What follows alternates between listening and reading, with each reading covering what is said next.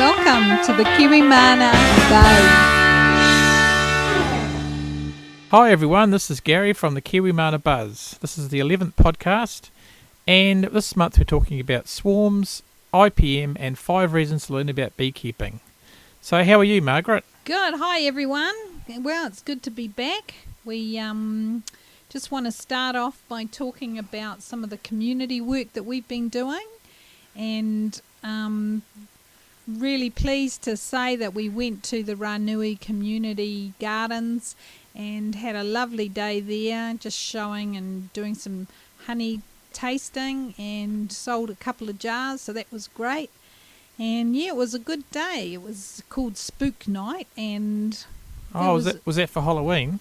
Yeah, I think it was designed to be for Halloween, but it was a really good day, and had to race around because we had caught swarms, and so I had to get that finished and then go over to the market. And then the next morning we had 2 more swarms. So we've been that was really a crazy busy weekend, eh? Yeah, it was. How many did we get? We got 5 calls in the end, didn't we? Yeah, 5 calls, and we collected 3 swarms. One of them someone else had already collected. So that's just also bringing me to when we went to the Auckland Council to talk about the swarm catcher list with Karen. And that list has now been implemented, so it's been very successful. So there's quite a few beekeepers out there who are a part of this. So we're really pleased to have everybody on board, and thanks to Auckland Council for putting that all in place for us. And local beekeepers are all part of it, so excellent work. Yeah, that list is going really well, isn't it? Because quite a lot of the people rang me and says, I got your number from the council, so that's fantastic. Yeah, so we really achieved what we set out to do, and thanks to Karen for speaking. And talking about community, we've been invited to join a farmer's market in Sandringham, and the first one is on the 15th of December. So everybody come along and meet us. We'll have a hive box there set up so you can have a look inside, and no live bees, it's a bit too risky, but apart from that, we'll be selling honey there, our earthbound honey that we're very proud to sell from our neighbours. And yeah, if you're ever in that neck of the woods, come and visit us. Yeah, it sounds like it's going to be a great day. There's a lot of different people selling their food items. It's all going to be, I think it's focusing on organic stuff, so yeah, it should be a good day. Well, that's great, because our honey is packed in a commercial kitchen, and Earthbound are the collectors of the honey, and they pack it, and they are organically certified. So if you want to have a look at their website, it's earthboundhoney.co.nz. So go and have a look. Yep, absolutely. What else have we been up to? Well, we've been doing a lot of swarms, a lot of building of beginner beekeeping kits, and we're building a lot of frames, haven't we? Yeah, I've actually now finally worked out how to do it without making the frame crumble to pieces and all the wax fall off. So I feel quite pleased about that, and I've had lots of practice because we're getting ready our new product. Yeah, absolutely. Yeah, because we're using a a battery charger to melt the wire so it embeds the wax, aren't we? Yeah, it works really easy, and I've worked out how to tension the wire enough so it because I thought it was a bit difficult at first, but now I managed to get the wire to a good tension and then put the wax in, and yeah, it seems to be holding up pretty good. Oh, that's fantastic. What else have we been up to? We've been working on the apiary. Yeah, we've been. We did a lot of inspections yesterday down at the organic farm, which we've placed those swarms on. I put a couple of photos on Facebook about that. So it's such a magic place to go to in the sun. And we've been doing a lot of inspections here, haven't we? We had a bit of a one of our hives had lost its queen, didn't it? Yeah. So that was a bit of a shame. But what we've done is we've blended that hive with a nuke that Gary caught. Yeah, we just have to wait next few days to see how they all go. We put a bit of newspaper on the first level, so the queen was on the second level, and we put the newspaper in the middle, and we're just waiting for the them to eat through the newspaper and get used to the smell of the new queen and the bees. So yeah, that should be pretty cool. And we've been doing what else? Our splits of hives. Yeah, well, I think we'll talk about that later on. We did actually a split as that document that we wrote a couple of months back. We've actually done it now, so we can talk about that. Okay, Gary, just tell us, tell everyone what you've been doing in terms of the splitting of the hive. Yeah, well, Peter Smith from the Franklin Bee Club told us about a method he uses to successfully merge or split hives, and so we've actually been following that method, which we wrote a blog post back in August about it. But it's been actually a popular blog post, and it's been one of the top 4 blog posts last month. So I think would it be good if we will go through that and we'll just talk about that. And, yeah, sounds good. Okay, so we'll just quickly go over it. I mean, it is on our blog, guys, so just have a look on there if you need more detail or want to print it out and take it with you to the apiary. So what you need is a strong colony in 2 size brood boxes with about 9 frames of brood. And you also need a spare full-size box with either empty or drawn frames, and a bottom board, a roof for the new hive, and a queen excluder. And so when you would do this is during spring and summer, when the sources of nectar and pollen are abundant in your local area, which is now, isn't it, Margaret? Yeah, it's pretty full on out there at the moment. Absolutely. And then what you do is you find 4 frames of brood with mainly eggs, not older than 3 days old, so you can tell the egg is more than 3 days old by the fact that it hasn't curled. Is that right, Margaret? Yeah, that's right. I've been having a look at queen rearing and eggs and how they sit, and when the egg is first laid, it actually is upright, and then as it's just ages over the hours, it actually lays down, and then it starts to curl. Oh, okay. Yeah, it's fascinating.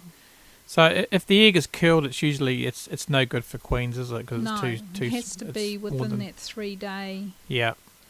So what you do is you move those frames to a new box, shaking all the bees off the frame because you want to be totally sure you haven't got the queen in there, and then you place the frames in the middle of the new box. And what you do then is, so that this is what the new colony will consist of. It'll be 4 frames of eggs, 1 or 2 frames of pollen, 2 frames of honey, and the order you put them in is the eggs in the middle, the pollen on the outside of the eggs, the frames of honey on the outside, and then the spare frames on the other outside to fill it up to get 10 or 9 depending on what you're doing. And then you must concentrate on getting eggs that are less than 3 days old, which make the best queens, as we said.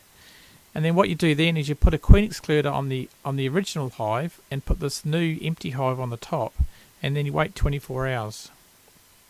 Because what happens after 24 hours is all the nurse bees will go up to the brood to look after it, and then and the idea is that then you move that box sideways about 3 or 4 feet. Oh, that's not true, is it? No, what you do is you actually put that box where the original hive was, and move the old hive 3 or 4 feet sideways. Sorry.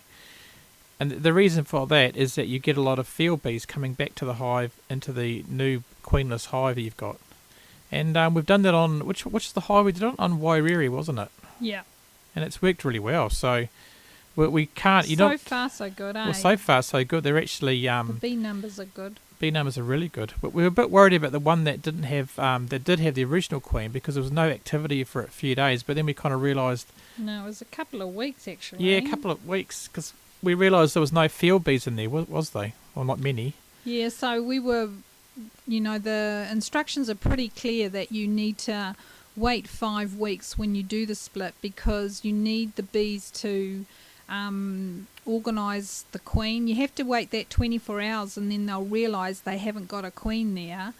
Then the whole process will start after that 24 hours when you move the 2 hives. So the original queen is moved from the original site, over 3 feet away, and then you put the the new one without the queen down the bottom where the original hive was. Yeah. Is that right? Yeah, that's right. And what they'll do is they'll raise a new queen. Yeah, and then as Gary said, all the field bees will go back to that one, so they'll have enough population, and the one that you've moved away with the original queen, they will start, they will have eggs in there, obviously, and then over those next couple of weeks, then the eggs will start to hatch, and then the population starts to build up again, and the queen will keep laying. So that's the theory behind it, and it seems to be working really well. Yeah, I think we're at week 3 now, so we'll check them out in a few weeks. The only thing I'd probably say we probably could have done better was the new place, the new hive with no queen. We should have put another box on top because they have a lot of bees, don't they? Because they're getting all the worker bees coming back. So yeah, well, I don't know. We'll have to have a look at that. It's a good point, actually. Yeah, and we'll maybe talk to Peter Smith about it and see what he does. What about, is that the whole process now? Yeah, that's the whole process. So we just wait and then we'll inspect. In 5 weeks we'll check that she's got a queen. Yeah. Or they've got a queen. And if they've got a queen, then it's a new hive. But if they haven't, we'll have to merge them back with the original hive. What about, that's a really good method, and so I'm really excited to see how it all turns out. So I can't wait to inspect it. But just be careful, guys. Don't go in there and keep having a look, because the bees need to be left alone to do their work. And if you keep going in there to inspect, then you'll interrupt their process. So just leave them to it and trust the process. Yeah, absolutely. What about the other hive that you had that swarmed that day? How's that going?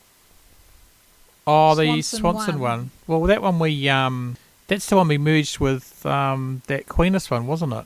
Well, what happened is that Gary was home one day and Swanson one swarmed, and he happened to be here, so he managed to capture that swarm. And also he found about 6 queen cells, so he took some frames of bees and put them into some nukes with the queen cells, and we've had success with 2 of them. 2 out of 3, yeah. 2 out of 3 have been successful. So, and the original queen from Swanson 1, she was doing really well, but the bee numbers weren't that high. And then we lost the queen in Glen Eden 2, so Gary merged Glen Eden 2 and Swanson 1 with the newspaper. So that's the other issue that we're dealing with. And the 2 nukes are going really, really well. And we've seen the queens, and they're beautiful queens, so it's all excellent. Yeah, we should have a couple of new colonies there. We'll probably sell them as part of the beginning beekeeping kits, won't we? Yep, absolutely. I mean, that's all part of what we're doing it, so we get more people, into the hives. Absolutely. So, should we go through a bit of the news of the month then? Yeah, why not? Okay, well, there was an article by John Hartnell. I think he's the guy from Big, isn't he? Remember we met him at the MBA meeting. Yeah. And he had a article in the... He's in Federated Farmers too, isn't he? Yeah, it's called Big. I think it's Bee Industry Group or something. They're part of Federated Farmers. And he wrote an article in the local Stuff news website. And apparently his article was New Zealand bees under attack. And he's saying the biggest risk in New Zealand is varroa mites, which I'd have to agree. And the other thing is Australia is our biggest biosecurity threat. So he's advocating that we don't import honey, which we would concur with, wouldn't we, Margaret? Yeah, I want to talk about the integrated pest management program after we've talked about the benefits of raw honey. Yeah, we'll do that. Yep, absolutely. Well, that's coming up later on in the show, guys, so look forward to that. And the other story, kind of bees under attack, is the shocking story from Northland about millions of bees were slaughtered, weren't they? Apparently 90 hives were actually killed by, they think, competition beekeepers in the area. To me, that is just disgusting, and I don't know the politics or the emotions or personal issues behind it, but to take it out on the bees to me is just incredible. Yeah, it's crazy. And shame on them, shame on those people, really. Yeah, I was quite shocked by that. They're offering a $5,000 reward for information, if anyone knows anything about that. It was near Broadwood, apparently. I think it's near Kerikeri. Well, if anyone knows anything, seriously, tell the police and let them know, because this is really just criminal and, actually cruel, because those poor bees, I just think it's terrible. Yeah. So let them know if you have any information, guys. Any information. Yeah. Absolutely. It's terrible. Okay, well, let's talk about the another article from a lady called Hannah from the Eden Project. I think the Eden Project's in Cornwall, isn't it, England? I think so, yeah. And she had an article about 5 reasons to learn beekeeping. So perhaps we'll just go through those and just have a discussion. So Okay. the reason number 1 was bees produce fresh honey. That's true, isn't it? Yep, straight off the comb, the best. Raw honey, beautiful. We'll talk about that further on. And the other thing is bees help with the garden. Yeah, most vegetables will, benefit from pollination and cross-pollination and all those things to get the best crops. Yeah. So definite benefits with that one, and even your neighbours. Well, that's it. And that's why we've got those bees on that organic farm, haven't we? 'Cause yeah.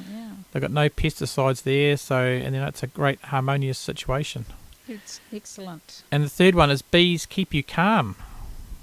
Whatever that, Margaret. I agree with that one. I mean, it's been interesting few months, and going out to the apiary, and I've got a seat just in the right position so I can just sit and watch the bees coming and going, and I definitely feel much more connected and relaxed after I've been doing that. So, yeah, I agree. What about you, Gary?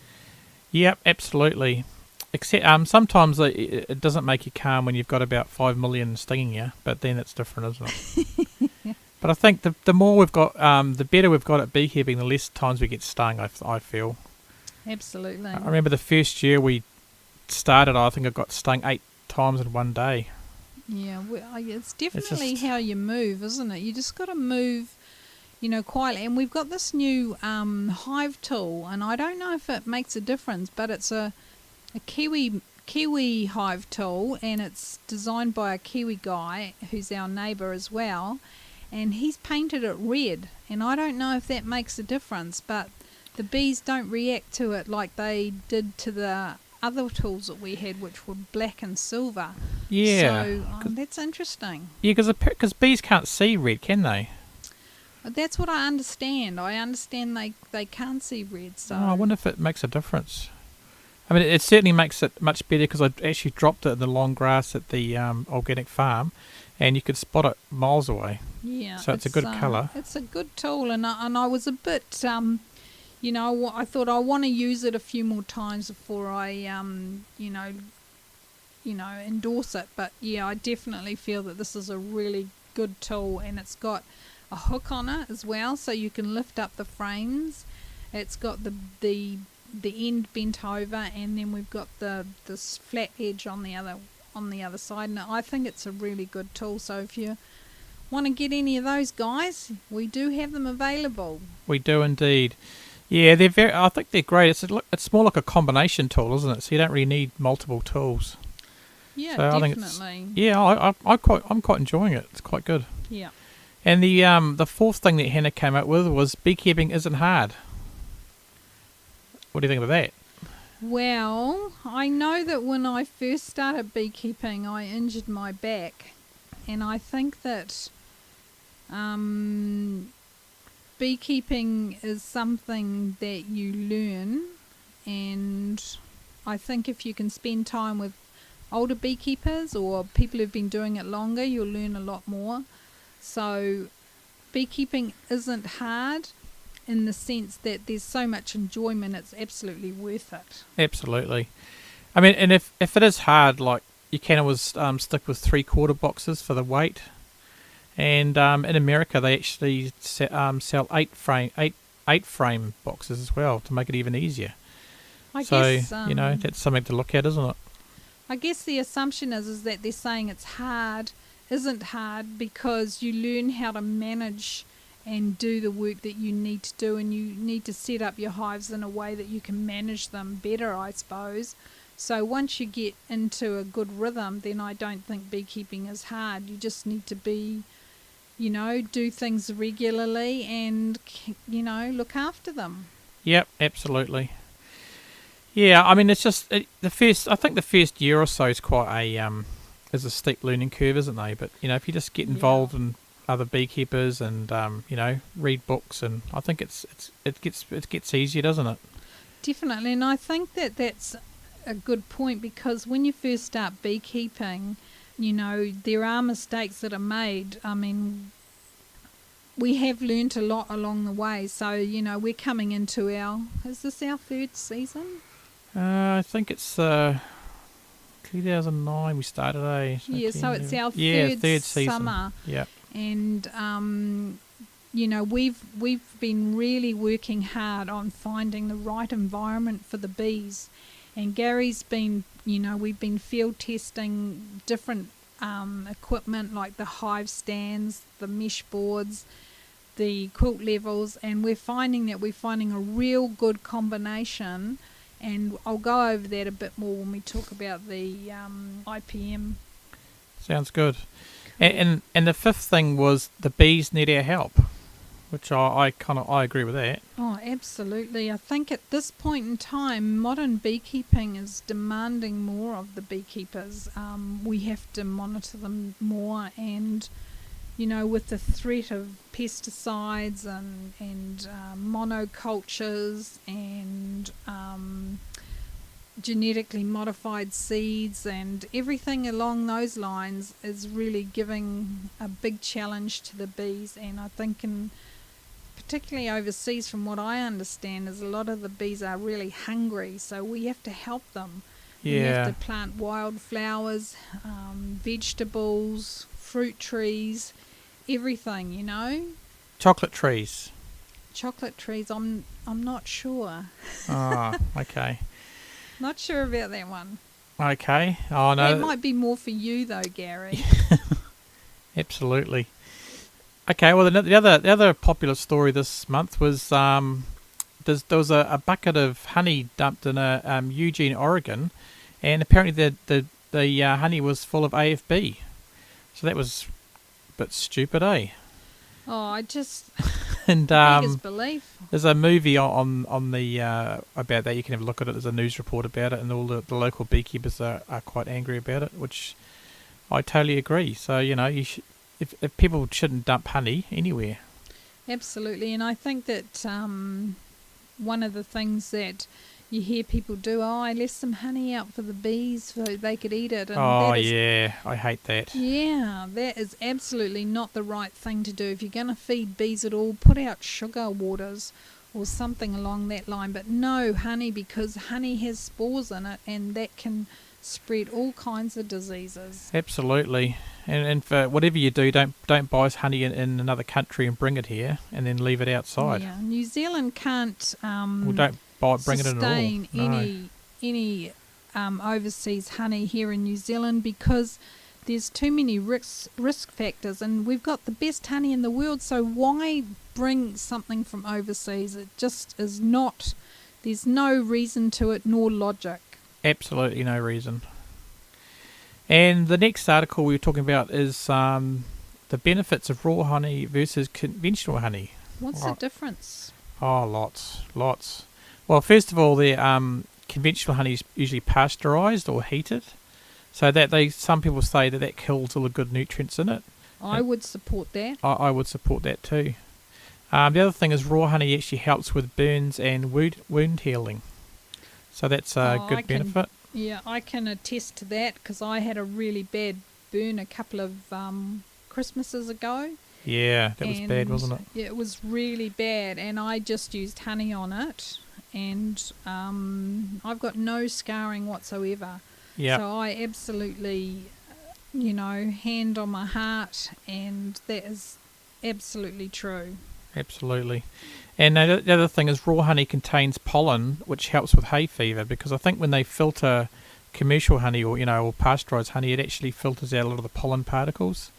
So if you have local pollen, it actually builds up the immunity in your body for hay fever. System, yeah. So get out there, guys, and support your local beekeepers and buy that raw honey.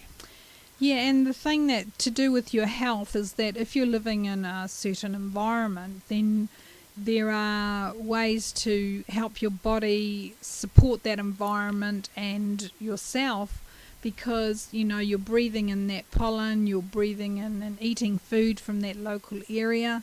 So that's all part of being healthy, and that whole connectedness with your local area.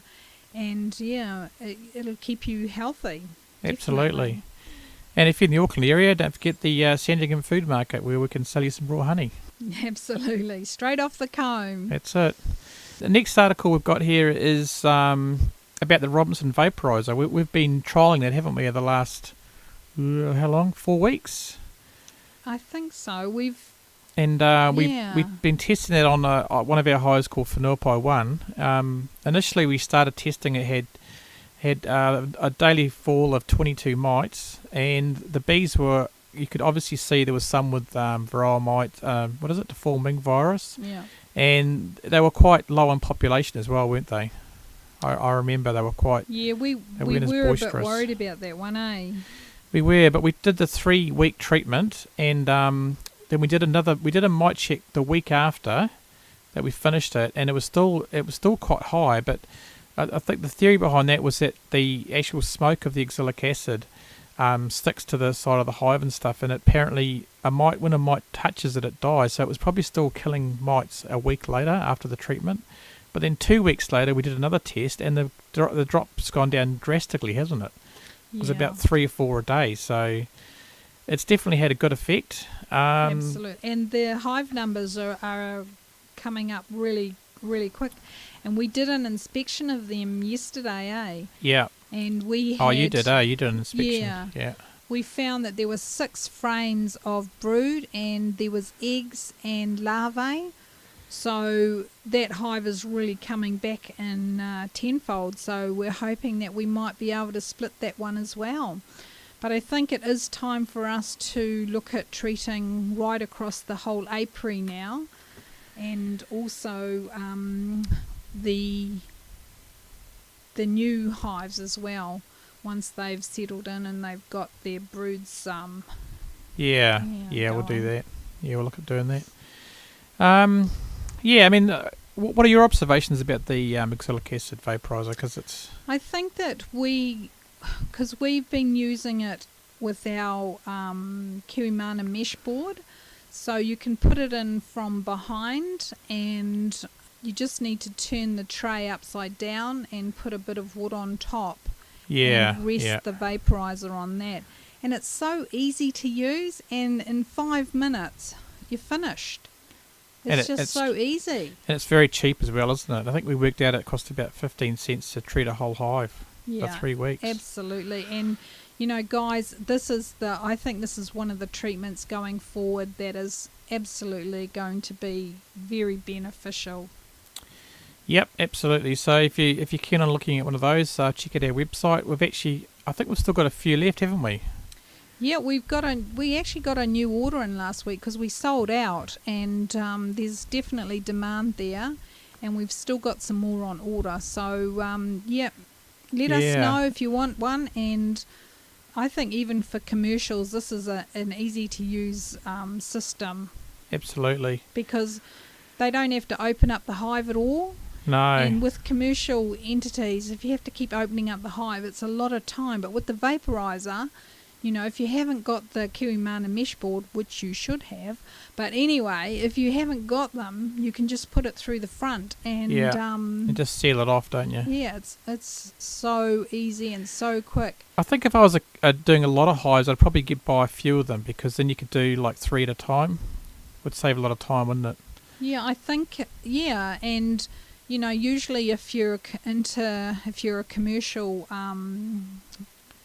beekeeper, that you've probably got a few staff, so maybe one for each staff so they can go and do the treatments, and I think that would work well. And it's, as we said, it's just so much quicker. It's not as invasive because you're not having to open up the hive, and you can do 3 treatments and bingo.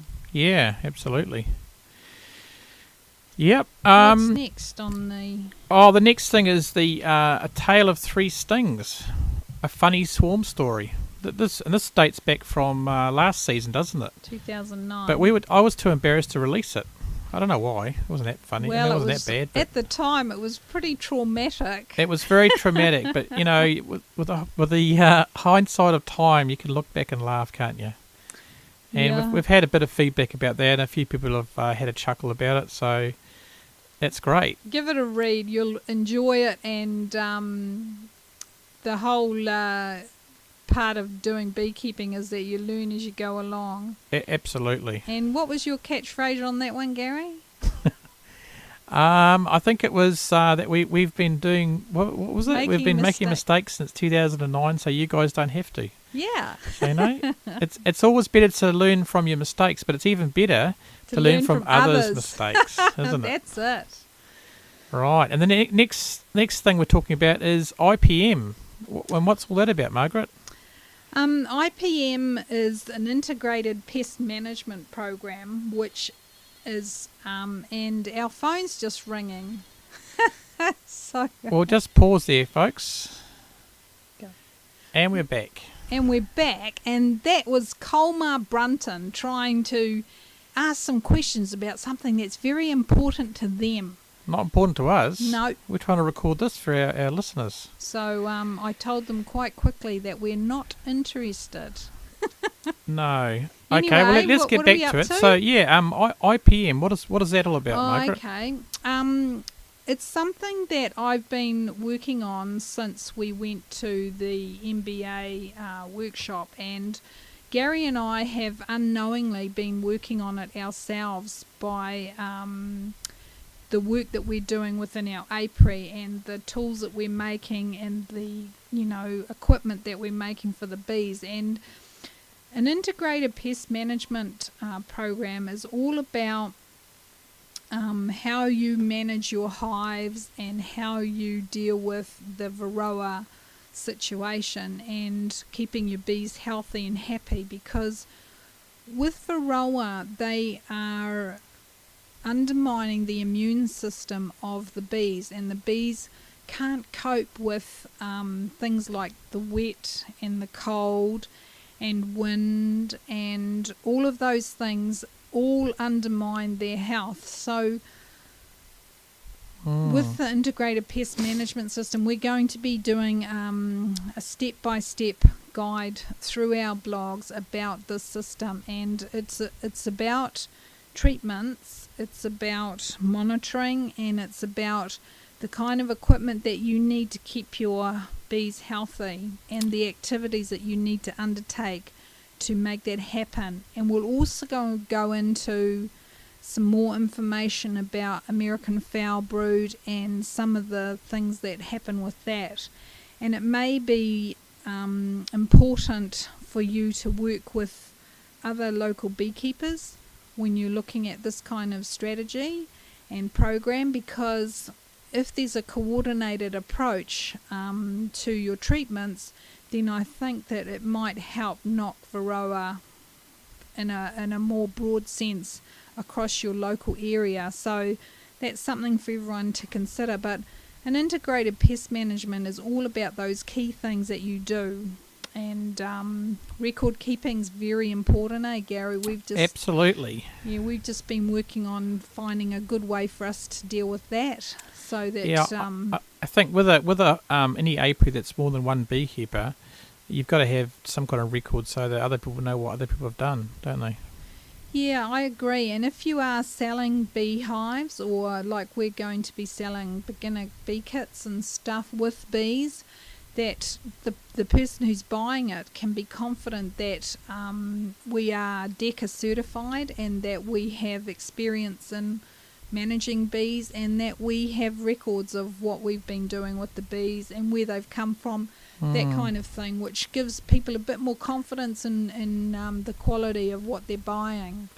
Absolutely, and as far as monitoring is concerned, we're going to have like a graph for each hive, aren't we, for the mite counts, so we can track them throughout the year, so we can see what's going on.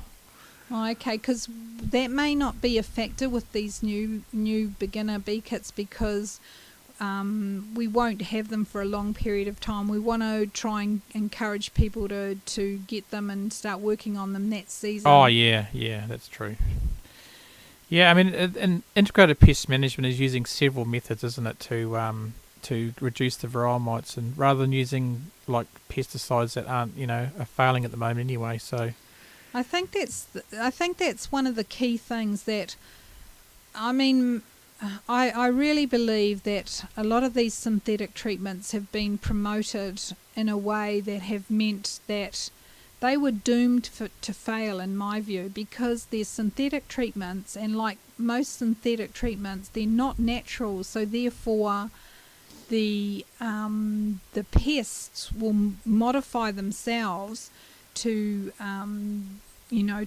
be more resistant to the treatment, and that's what they are finding. My thoughts is that if people had done a more natural approach right at the very beginning, then I think that we might not have had such a worldwide epidemic, because I think that we enabled the varroa to be stronger, and the bees weren't able to deal with that either. And some of the natural things that you do with part of this integrated pest management program is that you will just try and work with the bees on the natural way that they would have a hive and how they would operate in that hive and what would be happening. So really excited about presenting that to you guys, and watch this space about that, and we'll be blogging on that over the next 6 months to let you know how we're going and what we're doing and what we recommend. So it sounds great, Margaret. I look forward to those blog posts. I'm excited. Fantastic. Right, so let's moving right along. Feedback this week from people. Well, we haven't had much on iTunes, have we? It's been a bit quiet, but we've had one of the people that we're mentoring came along with us on one of our swarm day. Oh, that was Debbie. And yeah, she enjoyed that, and it was fun because we had a few experiences. The one that we went to was a really easy one. So are you going to talk about those swarms? Yeah, we can do. Well, we were going to talk about the first one we went to. That was in Green Bay, wasn't it? We put some Facebook photos on there, didn't we? Photos on Facebook, we should say. Yeah, these are the tale of 3 swarms, isn't it? Oh, no, that's not part of that one. That's the tale of 3 swarms was last week, and we sort of touched on it at the beginning of the thing.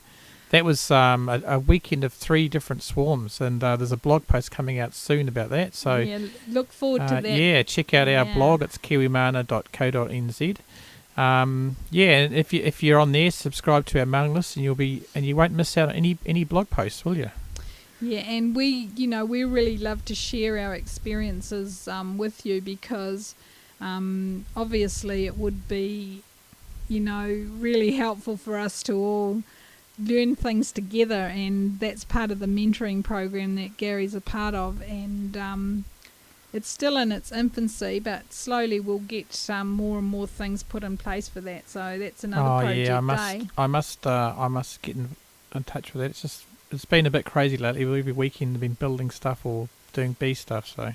Oh yeah, and what about news on the apiary? I've been working on the apiary today, mowing lawns and cutting grass. Oh yeah, and the bees love it when you go past with the mower, don't they? I have to wear my veil and everything, because they just love to hate me when I've got the mower there. Oh, yeah, they're a bit of a pain. I still have to do a bit of a tidy up around the hives, but it's looking a lot better than it was. And yeah, we could use that little hedge clipper thing you've got, that hand one, to do the front. Yeah, I have to try it. Yeah. Well, we had some feedback from Joyce about the podcast, and she thinks it's great. So that was one good feedback, wasn't it? Yeah, we've also had a product review or reference from one of our ladies who has bought our Kiwimana mesh board, and we'll be very happy to put that on there on the website so you can see. But yeah, definitely recommend that mesh board because it is very effective in keeping the bees healthy. Yeah, absolutely. Yeah, so if anyone is in America listening to this, it would be fantastic if you could put a review on iTunes, because we've got none there, have we? All our reviews just are... share, please share us and share our experiences and, share your stories with us because, we all learn from talking about it and... going forward this next month, what are we up to then, Gary? We're doing that market in December. Yeah, we're doing the market. 15th of December. Yep, in Sandringham. What else are we doing? We hopefully will be launching the website. It's still we thought we'd do it this month, but it's time has been against us, unfortunately. And we're still building our beginner bee kits. Yeah, we are building up our product base. So. Yeah, that's another one. Watch the space, and hopefully you want to join up with us and share our beekeeping and start, keeping bees yourself because it is rewarding. And, absolutely. Yeah, and you're helping the environment, and it's very exciting. Yeah, and I was thinking that it's coming up to Christmas, so if you know someone that's keen on bees and wants a good Christmas present, get in touch. Yeah, we'll have something for you then. Yeah, absolutely. And guys, feel free to copy this podcast onto a CD and give it to your friends, or give it to other beekeepers. That'd be great. And if you could leave an iTunes review for us, that would be absolutely fantastic. And the show notes for this podcast will be kiwimana.co.nz/11 if you want to look at any of the links. And that's it for me. Margaret, have you got anything else to say? No, just thank you guys, and hope we gave you some interesting information. If you need any more, just email us at info@kiwimana.co.nz, and we look forward to hearing from you. Yep, absolutely. Thanks again, guys, for listening, and we'll talk to you next month. Thanks for listening to the Kiwimana Buzz.